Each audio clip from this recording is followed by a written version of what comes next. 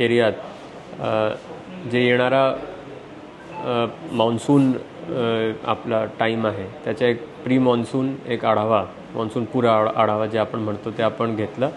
त्या मीटिंगमध्ये आपले KDMCचे सर्व डेप्युटी म्युनिसिपल कमिशनर्स, इतर सर्व अधिकारी आणि विशेष करून इतर डिपार्टमेंट्सचे जसे की police, MSEB, MMRDA, MSRDC, metro, इतर सर्व एजन्सीज, लाईन एजन्सीज त्यांचीही याच्यामध्ये उपस्थिती होती।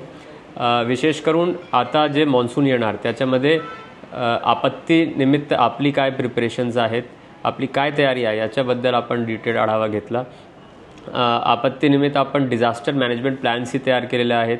प्रत्येक ऑफिसरची काय काय ड्युटी आहे त्याचेही आदेश आपण काढलेले आहेत।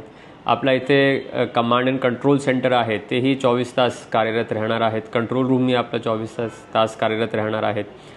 त्याचबरोबर जे काही इश्यूज नेहमीच येतात, काही ठिकाणी पाणी जाते, काही ठिकाणी फ्लडिंग होत असते, काही ठिकाणी रस्त्यांचे काम चालू असल्यामुळे वाहतूक कोंडी होते, या प्रकारचे जे सगळे इश्यूज आहे याच्यावरही चर्चा करण्यात आली आणि पुढचे 1 महिन्यात ते सगळे सॉल्व्ह करून नागरिकांना कुठल्याही प्रकारची अडचण येणार नाही असे आपण आज सविस्तर चर्चा केली।